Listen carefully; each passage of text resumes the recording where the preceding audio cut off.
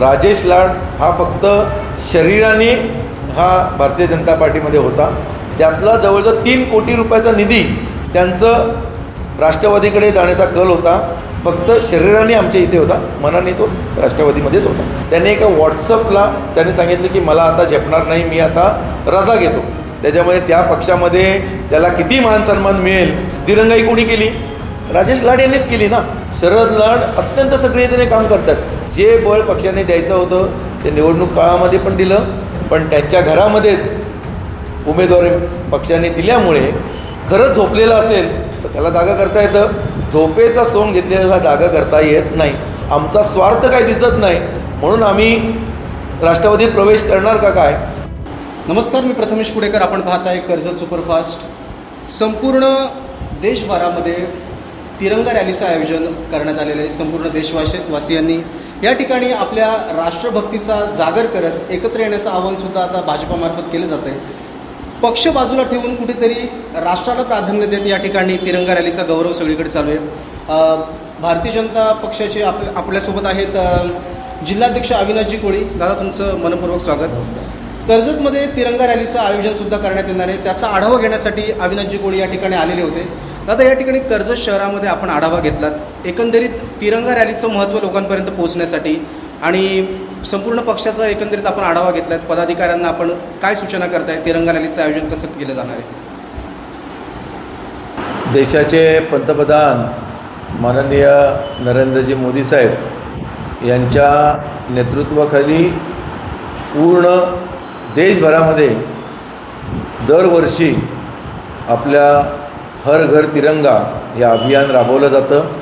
वेगवेगळ्या सामाजिक संस्था असतील, शासकीय यंत्रणा असतील, या सगळ्या नागरिकांना बरोबर घेऊन प्रत्येक ठिकाणी सप्ताह साजरा केला जातो. यावर्षी 9 तारखेपासून ते 15 तारखेपर्यंत संपूर्ण देशभरामध्ये हा तिरंगा सप्ताह सुरू आहे.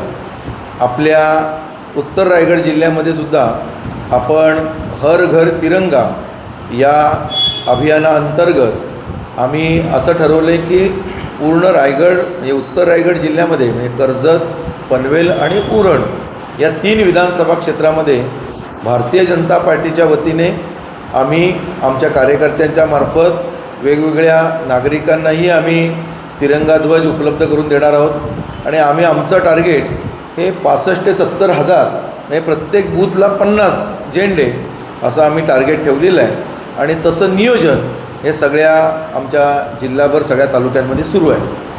त्याचा अजून एक पुढचा भाग म्हणजे पक्षाने आम्हाला यावर्षी दरवर्षी जशा तिरंगा पदयात्रा काढतो, तिरंगा रॅली काढतो, यावेळेला मोटारसायकल रॅली न काढता ती पदयात्रा काढायची असं ठरलेलं आहे. त्याच्यामुळे विधानसभा क्षेत्रामध्ये तिरंगा पदयात्रा निघणार आहे. पनवेल, उरण आणि कर्जत तिन्ही विधानसभा मतदारसंघातल्या तिरंगा पदयात्रा या ठरलेल्या आहेत. आपल्या कर्जत विधानसभा मतदारसंघाची तिरंगा यात्रा ही 12 तारखेला 3:30 वाजता ही खोपोली येथून निघणार आहे. कारण आमच्या दृष्टिकोनातून खालापूर आमचं मंडळ जे आहे, खालापूर पूर्व मंडळ आणि कर्जतचे आम्ही 3 विभाग केलेले आहेत संघटनेच्यासाठी. म्हणजे खालापूर म्हणजे पूर्ण कर्जत विधानसभा क्षेत्र आहे. ते कर्जत विधानसभा क्षेत्रातल्या सगळ्या कार्यकर्ते, नागरिक, देशप्रेमी सगळ्यांची जी यात्रा जी असेल ती आम्ही खोपोलीला 3:30 वाजता खोपोली शहरातलं जे अग्निशमन केंद्र जे आहे त्या अग्निशमन केंद्राच्या इथून आम्ही ती रॅली सुरू करणार आहोत. पूर्ण खोपोली शहरामध्ये फिरून त्याचा समारोप हा भारतरत्न डॉक्टर बाबासाहेब आंबेडकर चौकामध्ये त्या ठिकाणी समारोप केला जाणार आहे. आणि ती रॅली जी आहे ही तिरंगा रॅलीमध्ये नागरिक अत्यंत उत्स्फूर्तपणे प्रतिसाद देतच असतात, पण तरीसुद्धा त्याचं नियोजन नीट केलं पाहिजे, नागरिकांपर्यंत पोचलं पाहिजे आणि जास्तीत जास्त सहभाग कसा होईल याच्यासाठी म्हणून आज कर्जत शहरातल्या सगळ्या प्रमुख पदाधिकाऱ्यांबरोबर बैठक घेतली. आणि मग एकूणच आपण आपल्या पूर्ण कर्जत शहर मंडळ म्हणजे कर्जत शहर मंडळामध्ये कर्जत शहरही येतं आणि बीड जिल्हा परिषद हाही भाग येतो. या सगळ्या भागांमध्ये झेंडा आपला तिरंगा ध्वज हा कसा दिला जाईल सगळ्या नागरिकांपर्यंत. आणि दुसरी गोष्ट म्हणजे या सगळ्या याच्यामध्ये आपण तिरंगा पदयात्रा काढणार आहोत. त्या तिरंगा मध्ये आपल्या कर्जत शहर मंडळाचा सहभाग अधिकाधिक कसा असेल याचं नियोजन आम्ही मगाशी बसून केलं. दादा, राष्ट्रध्वज ज्या वेळेला आपण देतो त्यावेळेला अनेकदा त्याचा अनादर होऊ नये याची काळजी घेतली जाते. तशा प्रकारच्या काही सूचना आपण नागरिकांना केल्यात का? आपण दरवर्षी तशा सूचना देतो. म्हणजे 15 ऑगस्ट असू दे किंवा 26 जानेवारी असू दे, आपण या वेळेला 13 तारखेपासून ते 15 तारखेपर्यंत असा प्रत्येक नागरिकांनी आपला ध्वज, जो आपला गौरव राष्ट्रध्वज आहे, तो आपल्या घरावर फडकावा. माननीय मगाशी सांगितल्याप्रमाणे नरेंद्रजी मोदी सरकार आल्यानंतर त्याच्या थोड्या नियमांमध्ये सुद्धा बदल केलेला आहे. त्याच्यामुळे आपण हा जो आहे हा ध्वज 13 तारखेला लावून त्याच्यानंतर 15 तारखेला संध्याकाळपर्यंत तो काढावा, अशा सगळ्या सूचना दिलेल्या आहेत. त्याचप्रमाणे आम्ही दरवर्षी व्हॉट्सअप असेल, फेसबुक असेल, सगळेजणच आम्ही की जो प्लॅस्टिक ध्वज आहे छोटे छोटे, ते ध्वज जास्ती करून कोणी वापरू नये. कोणाला पाहिजे असेल तर कापडी ध्वज हा आमच्या भारतीय जनता पार्टीच्या कार्यकर्ता पदाधिकाऱ्यांकडे उपलब्ध आहे, त्यांच्याकडनं तुम्ही घेऊ शकता. जेणेकरून प्लॅस्टिकचे ध्वज कधी कधी खाली पडतात आणि मग त्याचा अपमान होतो. त्याच्यामुळे तसं होऊ नये म्हणून अशा सूचनाही आम्ही दिलेल्या आहेत. आता एका महत्त्वाच्या मुद्द्यावर मी येतो आहे. कर्जत तालुक्यात भारतीय जनता पार्टीचं एक अजब राजकारण आता बघायला मिळतं आहे. कुठेतरी एकंदरीत जिल्हाध्यक्षांवर सुद्धा आरोप झालेले किंवा पक्षावर आरोप झालेले सुद्धा दिसत आहेत. काही दिवसांपूर्वीच आपले मंडळ अधिकारी जे असतील राजेश लाड यांनी पदाचा राजीनामा दिला.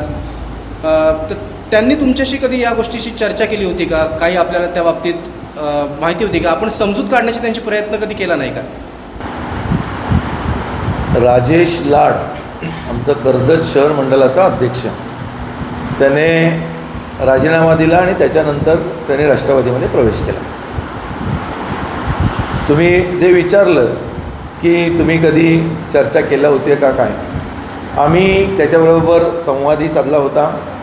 पण एकूणच गेल्या काही महिन्यांमध्ये राजेश लाड हा फक्त शरीराने हा भारतीय जनता पार्टीमध्ये होता आणि मनाने तो आधीच गेलेला आहे.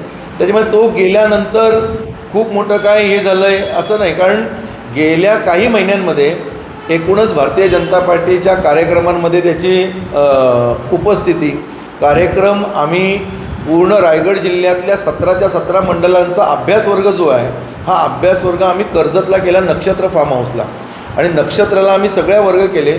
जवळजवळ सगळ्या मंडळांची उपस्थिती ही होती 100, 125, 140, 90, 80-90च्या वरतीच सगळ्या मंडळांची उपस्थिती होती.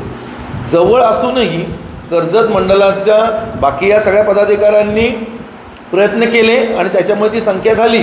पण मंडळ अध्यक्ष म्हणून त्यावेळेला तिथपासनं त्यांनी त्या पूर्णपणे पक्षाच्या येणाऱ्या कार्यक्रमांमध्ये त्यांनी थोडंसं दुर्लक्ष करणं, त्यांनी सरचिटणीसांना सूचना करणं, जरा करून या, मला वेळ नाही अशी त्यांनी चालढकल केली. त्यांचं प्रतिक्रिया मी ऐकली आणि मग आम्हाला बळ मिळालं नाही वगैरे. जे बळ पक्षाने द्यायचं होतं ते निवडणूक काळामध्ये पण दिलं आणि त्याच्यानंतरसुद्धा आम्ही पक्षाला बळ देणार असं आम्ही त्यांनाही सांगितलेलं होतं. तिन्ही मंडळ अध्यक्षांना सांगितलेलं होतं. मगाशी तुम्ही म्हटलं त्याप्रमाणे की त्याच्याशी संवाद झाला होता का, तर ज्या वेळेला काही दिवसांपूर्वी म्हणजे जवळजवळ दीड महिन्यांपूर्वी त्याने एका व्हॉट्सअपला त्याने सांगितलं की मला आता झेपणार नाही, मी आता रजा घेतो. त्यावेळेला मी आमच्या इथले 3 प्रमुख जे आहेत, म्हणजे आमचा इथले संपर्क प्रमुख आहेत, आपले नरेश पाटील म्हणून खालापूरचे, आमचं प्रत्येक बाहेरचा संपर्क प्रमुख असतो, त्याच्यामुळे आमच्या जिल्ह्याचे पदाधिकारी इथले संपर्क प्रमुख आहेत, ते मंगेश मस्कर आहेत आणि दीपक बेरे इथले आमच्या जिल्ह्याचे सरचिटणीस, या तिघांनाही सांगितलं अरे बा राजेशने हे असं केलं आहे. तर राजेशसारखा कार्यकर्ता जो आहे, कार्यकर्ता शेवटी आम्ही म्हणत असतो की पक्षामध्ये प्रत्येक कार्यकर्ता हा महत्त्वाचा आहे, त्याच्यामुळे प्रत्येक कार्यकर्ता हा सक्रिय राहायला पाहिजे, याच्यासाठी आम्ही सातत्यानं प्रयत्न करतोच. आणि म्हणूनच मी या तिघांनाही सांगितलं की तुम्ही राजेशची चर्चा करा. राजेशची चर्चा केल्यानंतर त्यांनी सांगितलं की ठीक आहे मी हे करीन, आपल्याला थोडंसं वेगवेगळ्या कार्यक्रम राबवायला लागतील किंवा काय, त्याच्यात आपल्याला सहकार्य व्हायला पाहिजे. मग तिघांची चर्चा केल्यानंतर ते म्हणाले की ठीक आहे मी काय राजीनामा वगैरे देणार. त्याच्यानंतर आम्ही कर्जत विधानसभा क्षेत्रामध्ये पनवेल माझ्या 3 विधानसभा मतदारसंघ आहेत. पनवेल विधानसभा मतदारसंघामध्ये माननीय आमदार प्रशांत ठाकूर साहेब आहेत. उरण विधानसभामध्ये माननीय आमदार महेश बालदी साहेब. कर्जत विधानसभेमध्ये आमचं पाहिजे तसं लोकप्रतिनिधित्व नाही आहे. आमचे सहकारी आमदार आहेतच, म्हणजे सहकारी पक्षाचे ज्यांनी म्हणजे आम्ही त्यांचं काम केलं, आमच्या सगळ्यांच्या सहकार्यामुळे आम्ही काम केल्यामुळे त्यांचा विजय झाला, म्हणजे त्यांच्या विजयातही आमचा वाटा आहेतच. पण भारतीय जनता पार्टी म्हणून नाही. त्याच्यामुळे पुढचं येणारं जिल्हा नियोजनाचा निधी काही असेल किंवा काय त्याच्यामध्ये पार्टी म्हणून आपण काही कर्जत विधानसभेला देऊ शकतो का, याच्यासाठी म्हणून आमच्या कर्जत शहर, कर्जत ग्रामीण आणि नेरळ जे 3 आमचे मंडळ आहेत, त्या तिन्ही मंडळांच्या अध्यक्ष, सरचिटणीस आणि प्रभाऱ्यांची बैठक ही माननीय आमदार प्रशांत ठाकूर साहेबांच्या उपस्थितीत प्रदेश कार्यालयात झाली. नरिमन पॉईंटच्या प्रदेश कार्यालयामध्ये मंडळ अध्यक्ष, सरचिटणीस यांची बैठक झाली.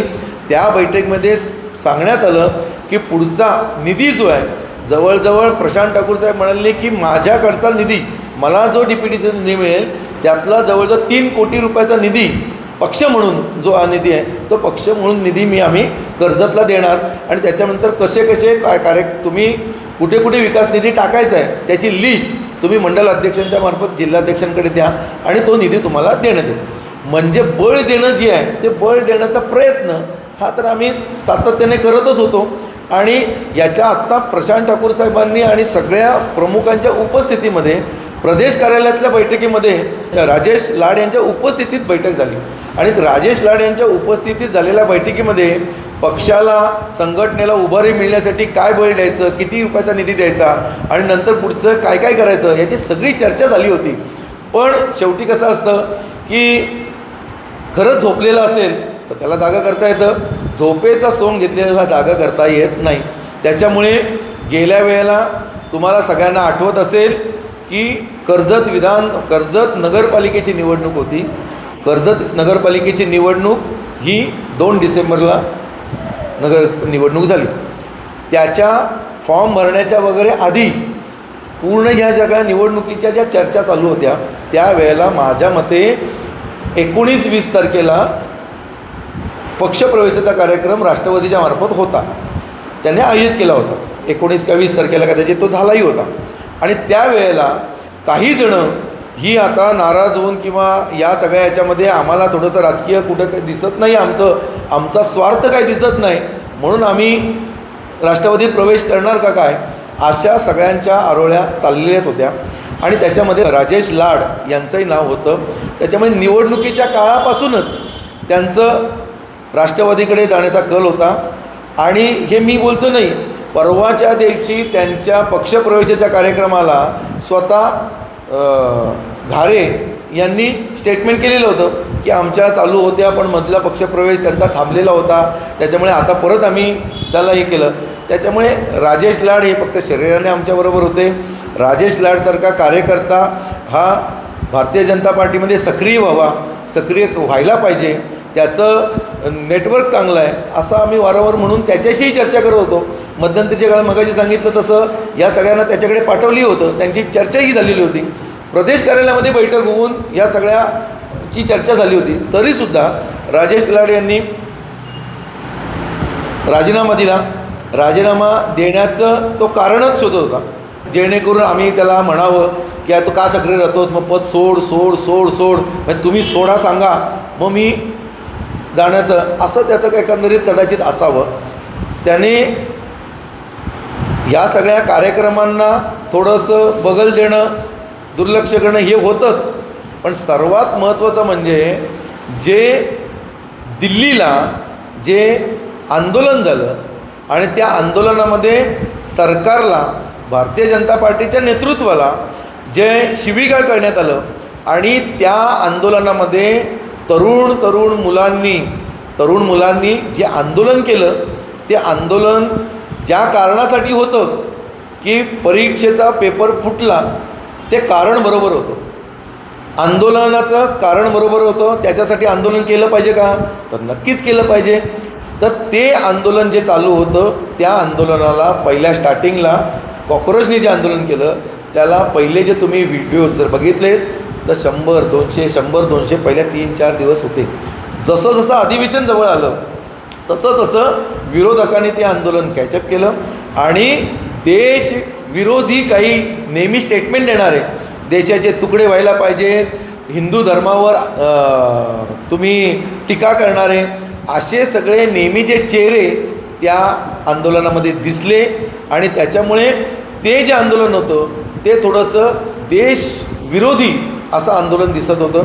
भारतीय जनता पार्टीच्या नेतृत्वाला तर त्याचे शिवीगाळ करत होते आणि त्या आंदोलनाच्या समर्थनार्थ जेव्हा कर्जतमध्ये रॅली निघाली त्या रॅलीमध्ये राजेश लाड उपस्थित राहिले. मग आता मी जिल्हाध्यक्ष आहे, राजेश लाड माझा मंडळाचा अध्यक्ष आहे म्हटल्यानंतर मी संवाद साधणारच ना.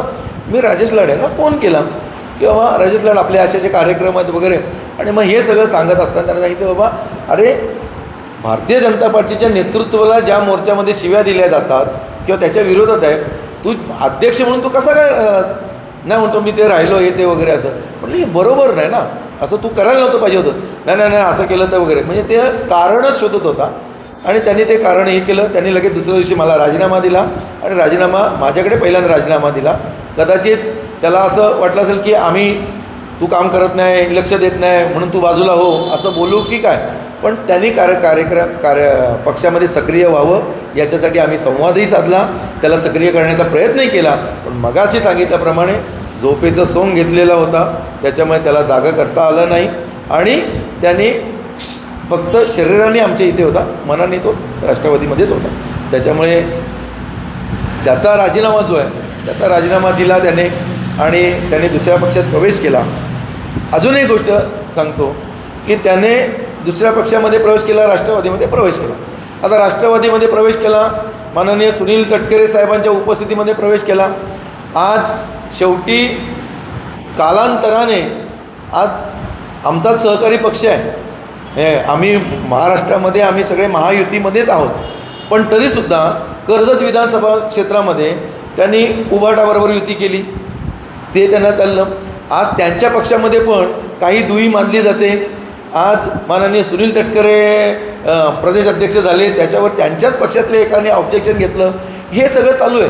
त्याच्यामुळे राजेश लाड यांना सांगितलं की तुम्हाला कुठली तरी चांगली जबाबदारी देऊ.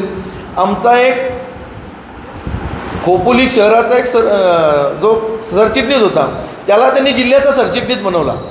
आता पद द्यायला काय, पद त्याला कोणालाही कुठलंही पद राष्ट्रवादीने देऊ शकतात. त्याच्यामुळे त्यांच्या पक्षामध्ये तो गेलेला आहे.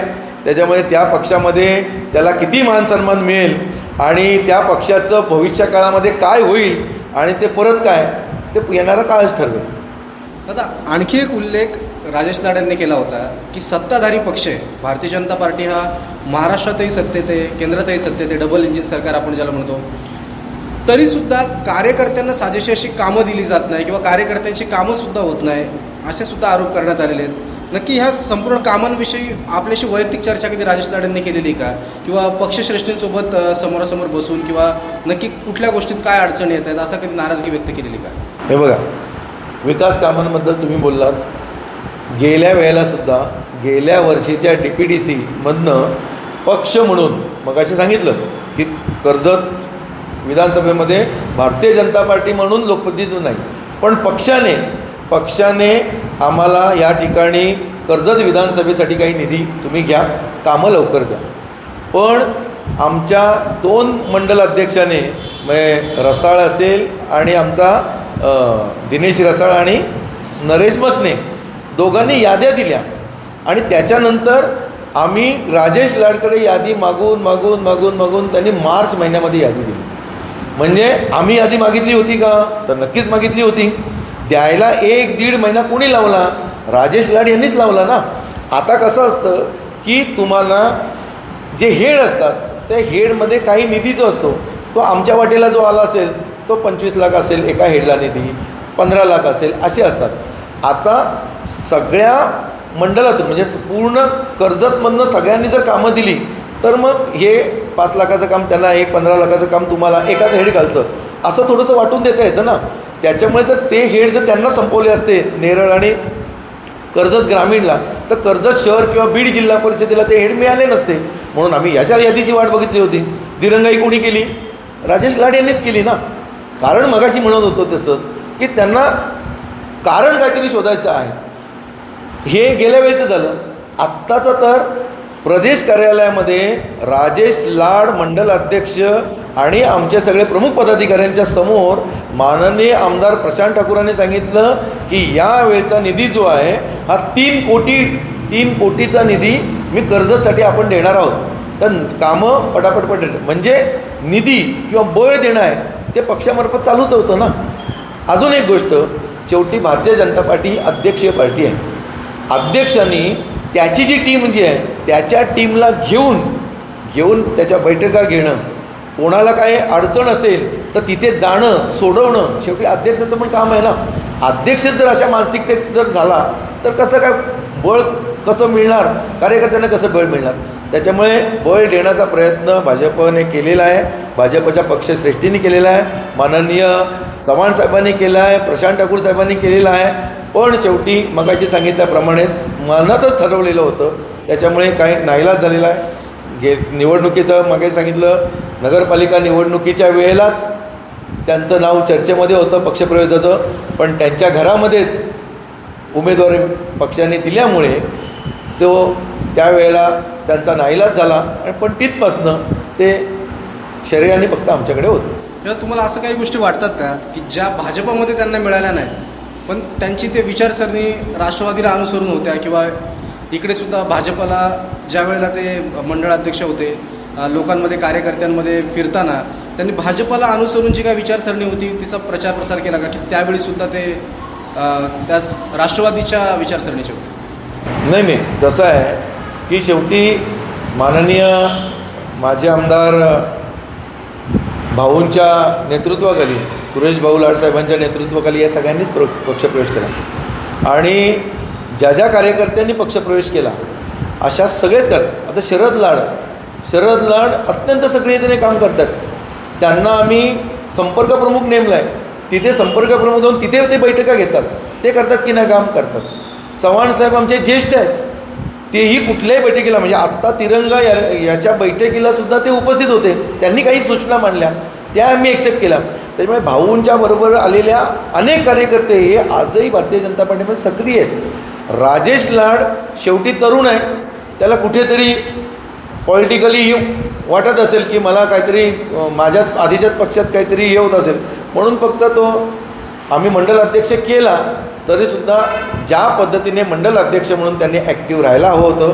कारण भारतीय जनता पार्टी ही एकमेव असा पक्ष आहे की निवडणूक झाल्यानंतर सुद्धा सतत कार्यक्रम देत आलेली पार्टी आहे. सतत कार्यक्रम आहे, वेगवेगळे कार्यक्रम आहेत. त्याचे वेगवेगळे कार्यक्रम जे आहेत ते वेगवेगळे कार्यक्रम दर आठवड्याला कार्यक्रम, दर 15 कार्यक्रम असे येतात. त्याच्यामुळे सक्रियता असणं, वेळ देणं हे अत्यंत महत्त्वाचं आहे. ते राजेश लाडकडनं अपेक्षित होतं, ते त्यांनी केलं नाही. एकीकडे आपण बघतो की एक जर कार्यकर्ता जर पक्ष ह्याप्रमाणे सोडून चालला तर कुठेतरी पक्षाला गळती लागू शकते. त्यामुळे भविष्यात अशा काही गोष्टी होऊ नयेत, त्यातल्या त्यातच तिथल्या तिथे समजूत काढता यावी, किंवा कार्यकर्त्यांची मनधरणी करून भविष्यात काही वरिष्ठांसोबत चर्चा करून या गोष्टी मिटवता याव्यात, यासाठी काही प्रयत्न केले जाणार आहेत का? निश्चितच प्रयत्न केले जाणार नाहीत तर सातत्याने असे प्रयत्न केले जातात. भारतीय जनता पार्टीची जी रचना जी आहे, आम्ही बूथ स्तरापासून शक्ती केंद्रापासून ते मंडलाची कमिटी, जिल्ह्याची कमिटी, आम्ही सगळ्यांच्या वारंवार बैठका घेतो. आम्ही आता आमचे रमेश मुंडे आहेत, रमेश मुंडे जिल्ह्याचे पदाधिकारी कर्जतचे आहेत, पण ते कळंबोलीला संपर्क प्रमुख आहेत. दीपक बेरे खारघरचे संपर्क प्रमुख आहेत. असे वेगवेगळे, जसं मगाशी सांगितलं की आमचे जिल्ह्याचे पदाधिकारी खालापूरचे नरेश पाटील, हे नरेश पाटील कर्जतचे संपर्क प्रमुख आहेत. प्रत्येक संपर्क प्रमुख जाऊन तिथल्या कार्यकर्ते पदाधिकारी, मग काही जण ॲक्टिव्ह नसतील, मी नाराज म्हणत नाही, जे ॲक्टिव्ह नसतील, सक्रिय नसतील, त्यांना सक्रिय करणं. आत्ता ही SIRची प्रक्रिया सुरू आहे. SIRच्या प्रक्रियेमध्ये आम्ही BLA2 म्हणून प्रत्येक बूथला नेमलेले आहेत. त्यातले काही सक्रिय आहेत, काही सक्रिय नाही आहेत. आम्ही 3 बैठका घेतल्या की काही जे सक्रिय नाहीत त्यांना भेटा, बाबा काय प्रॉब्लेम आहे का, तुला वेळ मिळत नाही का, किंवा अर्धा तास काढ, बाजूचा कार्यकर्ता येईल तुला सहकार्य करेल. सक्रिय प्रत्येक कार्यकर्त्याला करणं हे भारतीय जनता पार्टीचं सातत्याने चालू असतं. त्याच्यामुळे आणि मगाशी मी 2 वेळा म्हटलं की राजेश लाड यांनी जेव्हा सोशल मीडियामध्ये त्यांनी 1.5 महिन्यापूर्वी टाकलं, तेव्हा आमचे संपर्क प्रमुख असतील, इथले प्रमुख पदाधिकारी जाऊन त्यांना सांगितलं. त्याच्यानंतर प्रदेश कार्यालयात बैठक घेतली. असं त्यांच्यासाठी सुद्धा त्यांनी सक्रिय व्हावं म्हणून केलेलंच होतं की. पण शेवटी काय, नक्कीच दादा, येत्या काळात भाजपला अधिक बळ मिळावं आणि इथून पुढे कार्यकर्ते सक्रिय करण्यासाठी सुद्धा आपण ज्याप्रमाणे एक वाटचाल करत आहात ती कुठेतरी यशस्वी ठरावी अशा शुभेच्छा आपल्याला देतो. आणि आपण या चर्चासत्रात सहभागी झालात त्याबद्दल मनपूर्वक धन्यवाद. मी बैठकीसाठी आलो आणि आलो आहे म्हणून कळलं म्हणून तुम्ही येऊन मुलाखत घेतली त्याबद्दल धन्यवाद तुमचे. तालुक्यातल्या घडामोडींचे अपडेट सर्वात आधी मिळवा. कर्जत सुपरफास्ट चॅनलला सबस्क्राईब करायला विसरू नका.